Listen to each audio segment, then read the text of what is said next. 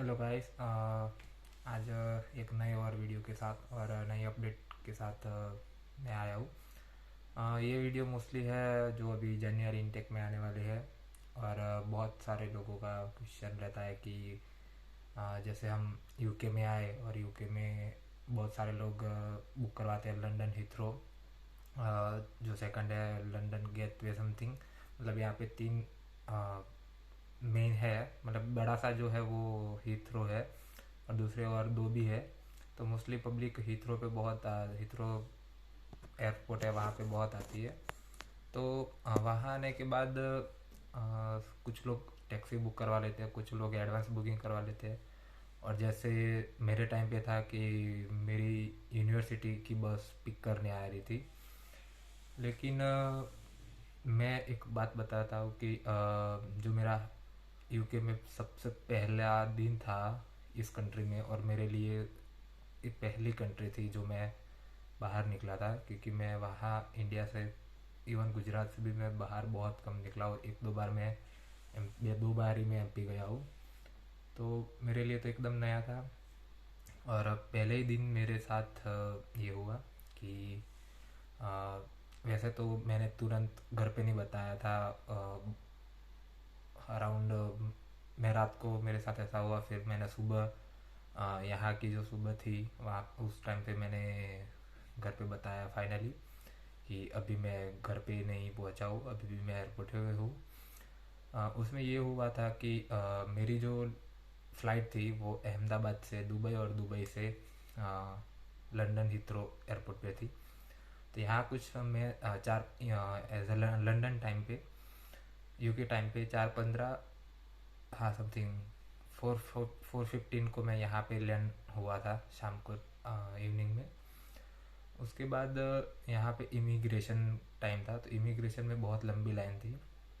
और वहाँ पे सिर्फ एक ही इमिग्रेशन का बंदा था जो स्टूडेंट का इमिग्रेशन ले रहा था। धीरे धीरे धीरे स्टूडेंट बढ़ते गए, तो उस हिसाब से उन लोगों ने फिर स्टाफ उनका बढ़ाया, दो तीन हो गए। वन लेडी और दो बंदे थे जो इमिग्रेशन पे थे। लेकिन वो सब ख़त्म करते करते मेरा जो टाइम आया, और जब मेरी बारी आई और मेरा इमिग्रेशन ख़त्म हुआ, उसके बाद मैंने मेरा सामान जो है वो पिक किया। वहाँ पे भी ढूंढना पड़ता था क्योंकि बहुत टाइम हो गया था। तो अ, एक बैग मेरी दूसरी साइड थी, और और एक दूसरी जो थी बड़ी वाली, वो दोनों अलग अलग थी। तो फिर वो सब ख़त्म करते करते मेरे कुछ 7:30 समथिंग हो गया था। और मेरा बस जो यूनिवर्सिटी बस पिकअप टाइम था वो 7 o'clock का था। उन्होंने मेरे को कॉल भी किया, व्हाट्सअप कॉल। लेकिन उस टाइम पे मेरे पास यहाँ का कोई सिम नहीं था, क्योंकि मैंने जब वीज़ा अप्लाई किया था तो वहाँ पे उन लोगों वो लोग देते हैं सिम कार्ड, लेकिन उस टाइम पे अनफॉर्चुनेटली ख़त्म हो गया था। तो उन्होंने बोला कि सॉरी, सोल्ड आउट हो गए, अगर आते और तो मैं आपको दूंगा।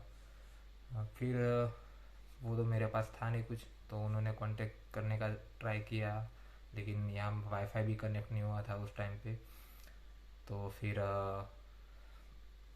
मैं उनके कांटेक्ट में नहीं आया, और वो लोग फिर रवा मतलब निकल गए ब्रिस्टल आने के लिए।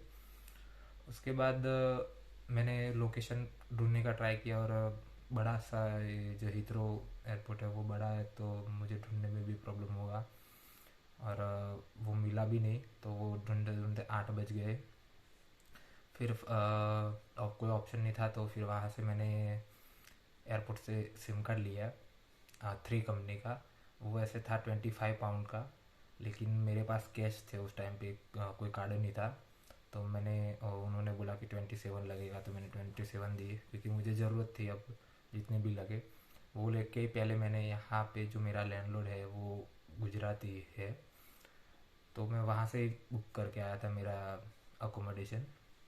तो उन्होंने फिर मैंने उनको कॉल किया, और उन्होंने मेरे को सजेस्ट किया कि अभी देख, तुझे अभी यहाँ पे आएगा तो थोड़ा सा दिक्कत हो सकता है वो सब। और ऑलरेडी अभी 9 बज गए हैं। हाँ, वो सब करते करते मेरा 9 साढ़े 9 हो गया था। तो मतलब 9:30 समथिंग हो गया था। तो उन्होंने बोला कि ऑलरेडी 9:30 हो चुका है, तो अगर तू रुक सकता है वहाँ पे एयरपोर्ट पे, वहाँ पे तू शांति से रह सकता है, तुझे कोई परेशान नहीं करेगा, कोई पूछने आए सिक्योरिटी तो बता देना। और वहाँ पे सब बेंचेस वो सब होते तो वहाँ पे तू बैठ सकता है आराम से, कोई कोई प्रॉब्लम नहीं है। बस आज रात निकाल दे और कल सुबह तेरी जैसे यूनिवर्सिटी की बस पिक करने आती है तो आप तू आ जाना। और मैंने यूनिवर्सिटी के मैम से भी बाद में बात की, तो उन्होंने बोला कि हाँ हम कल आने वाले हैं। कल हम 9 बजे वहाँ पे, वैसे 8 8 ओ क्लॉक को आ जाएंगे और अराइवल टाइम है 9 बजे का। तो हम वहाँ से 9 बजे निकलेंगे तो आपको हम 8 बजे वहाँ मिल सकते हैं। तो बस 11 12 घंटे 12 घंटे समथिंग निकालने थे। तो फिर उन्होंने जैसे बोला कि हाँ तू वहाँ पे रह सकता है, कोई प्रॉब्लम नहीं है। तो फिर मैंने वही डिसाइड किया कि हाँ चलो मैं नाइट है वो एयरपोर्ट पे निकालूंगा, क्योंकि मेरे लिए एकदम नया था, यहाँ का टैक्सी के बारे में कुछ पता नहीं था। और उस टाइम पे मुझे ये जो मैं आपको बताने वाला हूँ वो भी डिटेल्स मुझे मालूम नहीं थी। तो फिर मैं वहाँ पे रुक गया और सुबह पे फिर जैसे ही कॉलेज वाले आए उन्होंने मुझे कांटेक्ट किया कि हम यहाँ पे है। तो मैं वहाँ पे वो लोकेशन पे पहुँचा और फिर उनके साथ मैं यहाँ पे ब्रिस्टल आया। ब्रिस्टल आने के बाद भी यहाँ के जो मेरे लैंडलॉर्ड है उन्होंने मेरे लिए टैक्सी बुक की और फाइनली मैं घर पहुँचा आफ्टरनून को।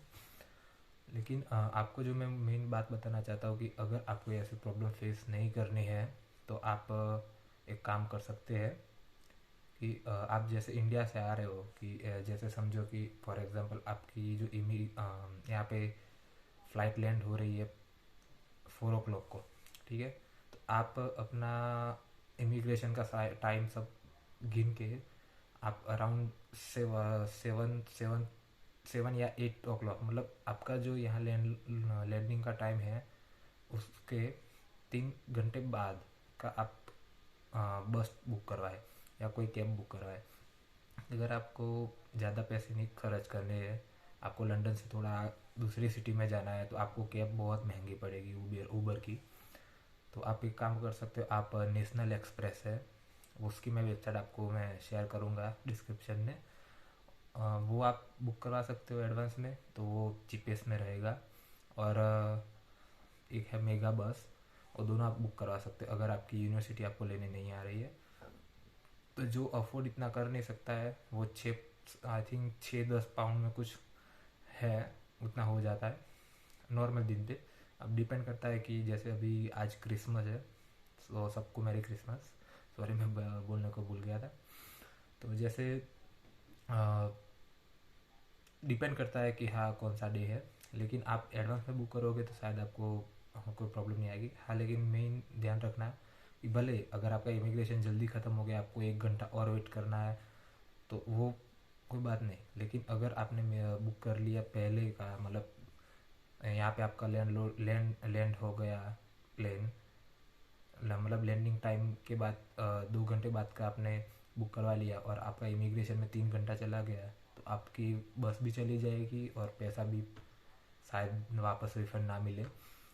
तो उससे अच्छा है कि आप थोड़ा टाइम और दो और थोड़ा डिले करवा के अपना बुक करवा लो। क्योंकि जैसे मुझे नहीं पता था और मेरा वहाँ पे 3 घंटे समथिंग हो गए, 3 घंटे ऊपर, तो मेरा वही प्रॉब्लम हुआ। तो बस मैं वही सजेस्ट करूँगा कि आप थोड़ा बीच में गैप रख के, ज़्यादा गैप रखे और बुक करवाए।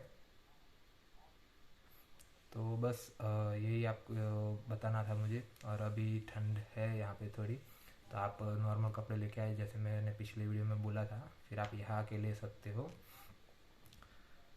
और जॉब के लिए भी आप नया वीडियो में डालूँगा कि आप यहाँ के कहाँ कहाँ जॉब कर सकते हो यहाँ पे। लेकिन हाँ अकोमोडेशन का भी बुक करके आना, क्योंकि अकोमोडेशन का थोड़ा प्रॉब्लम चल रहा है यहाँ पे, यहाँ अकोमोडेशन इतना जल्दी नहीं मिल रहा है। तो बस आपको मुझे बस ट्रांसपोर्टेशन की अपडेट देनी थी, तो इसीलिए मैंने अभी ये वीडियो शूट किया। और आज मेरे को टाइम मिला थोड़ा, आज मेरा छुट्टी है दोनों जगह पे, यूनिवर्सिटी में भी छुट्टी है और जॉब पे भी छुट्टी है आज। तो बस यही आपको अपडेट देना था। तो सबको रिपीट मैरी क्रिसमस और जो भी यहाँ पे आ रहे हैं, जिसका वीज़ा आ चुका है उसको कॉन्ग्रेचुलेशन, और जिसका अभी तक नहीं आया है और वेट कर रहे हैं, और जो अभी अप्लाई करने वाले हैं उनको भी एडवांस में बेस्ट ऑफ लक, कॉन्ग्रेचुलेशन, और आप आ जाओ। और मैंने कुछ ऐसा सुना भी है कि डिपेंडेंट आई थिंक बंद हो गया है, और अभी यहाँ पे कुछ गवर्नमेंट धीरे धीरे स्ट्राइक हो रही है, नए नए रूल्स ला रही है स्टूडेंट के लिए। सो अभी जो आ सकते वो आ जाओ जल्दी, जितना हो सके, क्योंकि क्या पता नेक्स्ट उनका क्या डिसीजन हो, उससे पहले आप आ जाओ। तो आपका डिपेंडेंट आ सकता है, बाद में शायद डिपेंडेंट बंद भी करे, या कुछ नया क्राइटेरिया लाए कि भाई ये इतने परसेंटेज चाहिए, ये डिग्री चाहिए, या कोई भी ऐसा। इससे अच्छा तो आप पहले आ सकते हो, तो आ जाओ। मैं तो यही चाहूँगा कि सब आ जाए।